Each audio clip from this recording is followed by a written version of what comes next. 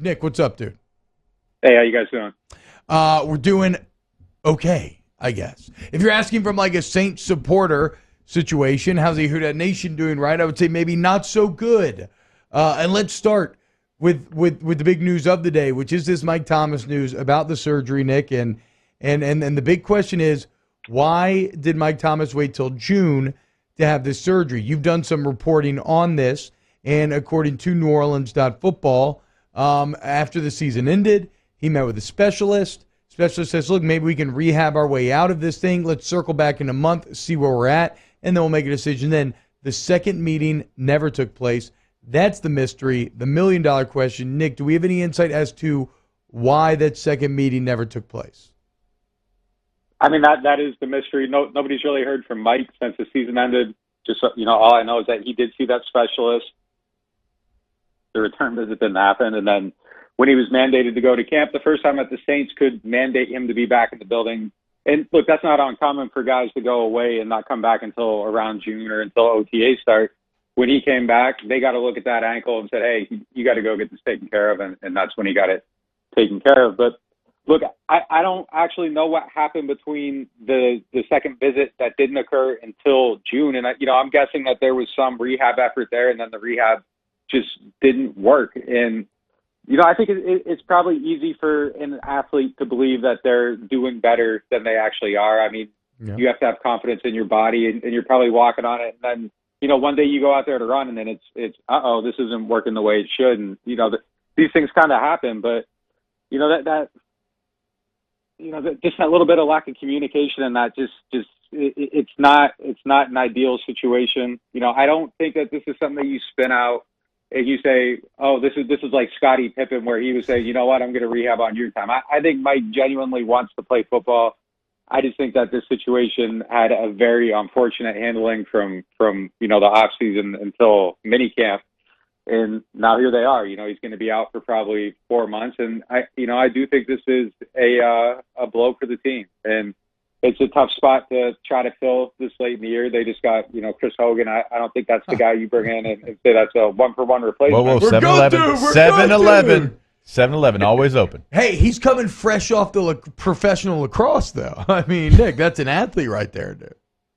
Look, I'll say this, though. I think there is a little bit of a disconnect between the way we talk about wide receiver and the way they view wide receiver. Okay. I think if you go back just through the history, I think Payton's always wanted just really one guy that can get open no matter what. Things go bad, this guy's going to be able to get open. We'll be able to throw him the ball in tight coverage, and he'll get us out of jams. But I think the rest of the guys, they've kind of approached it really up until last year when they did the two-headed approach with Sanders and Thomas. But I think that Sean Payton just thinks that he can scheme guys open and his offense will do the heavy lifting and they'll be okay. And, for the last 15 years, I think he's been right in that assessment. The big question is what role did Drew Brees play in that? I think a pretty big role.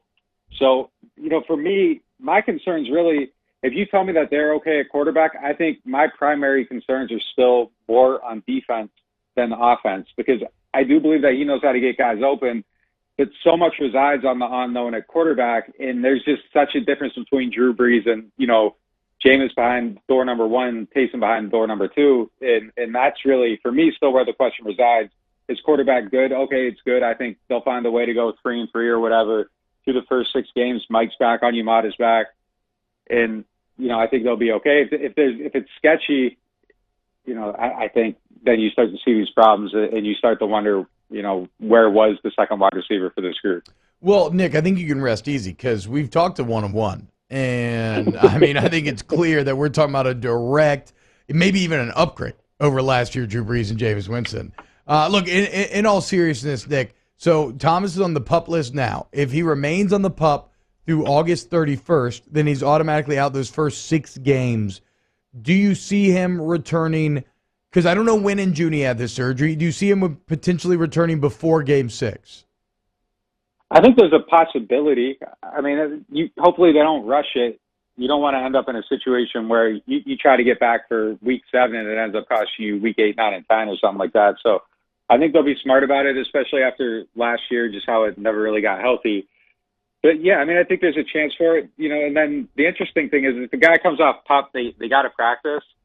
So I don't know. Like if they feel like it's a 4-week injury, at least he might come back for stretch one day and then take a step and you know, and then he has to, you know, leave practice and kind of, you know, I don't want to say fake an injury, but just show that he couldn't make it through a practice. And then they got the IR rules this year, so it looked like they were last year. So it's just a minimum of 3 weeks. So if it's a 4-week injury, he just have to show up for a practice and then disappear. You got to carry him onto the week 1 roster, and then after that first day, you move him to IR, and he's out for at least 3 weeks. So there's some ways around it, but yeah, PUP definitely has to be 6 weeks. So I mean, I think we'll have a clear indication of their optimism on the situation, you know, before camp's over. Good point. You know, maybe he doesn't hit it, but at least it shows that they think there's a chance. I mean, the scariest thing, Nick, is we were talking about that position group already being low in experienced guys to choose from as far as 2 and 3 behind Thomas, and now everybody gets elevated, right? They move up a spot. So in your opinion, what's the 1, 2, 3 look like? Because obviously Alvin Kamara is going to be a giant part of what you do as far as passing the football. Adam Troutman might take a step up as well, even though he's really good in the run game a year ago. But just at the receiver position, where do you view the Saints right now with Thomas out for that amount of time? I think number 1 is Traquan Smith, 2 is Marquez Callaway, 3, don't know. I mean, we'll see. I know they were thinking about Juwan Johnson, a tight end. I don't know if this changes that, and you just bring back a big body to wide receiver, and he's in the mix. Chris Hogan's in that mix. Deontay Harris is in that mix. It's you know, on paper, it's really not a good situation, and they're going to have to really find a way to coach their ways out of this. You know, I think if you go into camp and things are shaky, there's still some veteran guys out there. I don't know how eager Larry Fitzgerald is to sign with anyone, but, you know, maybe you get into the season or get to the end of training camp and you can entice someone like that. Golden Tate's still out there. So, I mean, there's options. I don't think any of those guys at this point in their careers, again, are Mike Thomas replacements, but it's just giving yourself a little more depth and building out those options. And, you know, you're right. I think all off season, it was clear that this spot was a little bit thin. You know, personally, I had it 4th on my list of needs behind cornerback, linebacker, defensive end, wide receiver. I think if I could do it again, I'd move it up a spot over defensive end. But all these spots, I mean, this is the off-season squeeze. This is the cap squeeze. And if you look at cornerback, I don't, you know, at this point, I don't really know if Marshawn Lattimore is going to get suspended or not. I think the longer this goes, the more optimistic you become about them maybe letting that legal process play out before making a decision. So the fact that hasn't come down yet, I think is good, but it still could come at any moment. But if something happens at cornerback, you're P-Rob and P.J. Williams. I mean, something happens at linebacker, you're starting, you know, DeMario Davis goes down. You're starting Zach Bond and Chase Hansen. You know, it's just every spot, you get to that number 2, number 3, it's extremely thin. And, you know, it's just a situation where they didn't have the capital to address everything. And I think if you go back in hindsight, the 2 mistakes they made this offseason, 1, they didn't get Ramczyk done quick enough, and 2, they let Janoris Jenkins go. And I think if you were going to criticize our offseason, I think it starts with those moves. And if those things had happened, maybe there's a little bit more money to take care of some of the other things. I mean, what was the thought process behind letting Jenkins go, Nick? I mean, in terms of especially where you ended up financially, I guess, did they just not know that they could get to where they got to financially? Because it doesn't seem like I felt like, okay, if you let Jenkins go, well, you have a plan in place, but it didn't seem like there was a real plan in place post Jenkins. It seems like their motive was to go into the draft straight up and get one of those guys, and I think that they had a lot of eggs in that basket. And I mean, it just didn't happen. And you know, in hindsight, you go back and look at it, and there were a lot of things they could have did with that contract. And we talked about it at the time how they could have, you know, just pushed some of the money down the line, redid the contract, added voidable years, whatever. And really, they could have got it down to like only costing like $1.5 million more to keep him than let him go. Granted, you're pushing a lot of money into the future, but you know that's what they do already. So I mean, I think that's the one move where you know, it's just you look back at it and it's like, why did this happen? And you know, maybe you should have tried to find a way to keep him instead of putting all your eggs in this one basket of being able to replace him through trading up in the draft. And you know, just it didn't happen. And I think that's really the big regret. And for me, it's still that's the area of concern. Lattimore or not, CB2 to me. that's just something that either you have the solution or you don't. And I don't know that you find that fixed through the season. Mike Thomas is a temporary situation. He'll be back, hopefully. And there's at least an answer to that. At cornerback, if you don't have the answer to the things that happened before this offseason, there's no way to solve that. And that's why I'm still looking at defense. Like, this is my biggest concern for the team as opposed to the offense. All right, you bring in Brian Poole, who's a 5-6 year veteran. Is that a camp body, or is that someone you can see actually making the team and having an impact? I can see him making the team. Impact. I don't know where that comes into play. I mean, if Chauncey Gardner-Johnson's still in the slot, I don't know how he gets on the field there. Maybe in some dime packages or some different ways to get him on the field. But I think it's good depth. And if they go into the year and let's say Patrick Robinson's playing on the outside and Chauncey Gardner-Johnson gets hurt, now you don't have to move P-Rob inside and put P.J. Williams on the outside if Pole's there, so he can cover the slot. So, I just think it's just smart for them to build out their depth. That's what they stripped away this offseason. So just bringing in players that can compete, potentially contribute, be good depth during the season. Like, if you don't need Pole in week 1, by week 15, there's probably going to be some scenario where you needed him. And, maybe just having that guy wins you a game because you aren't pulling the guy from the outside to the inside and putting P.J. Williams out there. So, I don't think he's really going to cost anything either. It's probably a vet minimum deal. And, they count the top 51 right now. Ian Book's on there for $858,000. It's a vet minimum deal. It's like $900,000. So it costs him a few $1,000 to add this guy. So it's not like preventing them from chasing after Garyon Conley or somebody else. It's a guy you got in really cheap, see what he can do if he can help. I mean, it's good to have depth. Nick, wow, my voice, real quick here. Quan, you got so choked up about Quan. Yeah, well, yeah, and Nick's not hear his perspective on Quan, but any updates there? Just after the visit, I checked in on it. I was told nothing imminent. I think it's still evaluating, where the health is, what the money is. Does anybody else want to sign him? And then, hey, go see what else is out there. And it, makes sense, come back and see if it works. Okay. And then how about this? I said this on Twitter. Do you agree with this or not? I said, like, if nothing else for this Saints team, they still have a top O-line, like an elite O-line. And so these skill positions will sink or swim based on their own merit, rather than a bad O-line being the root cause of the problems.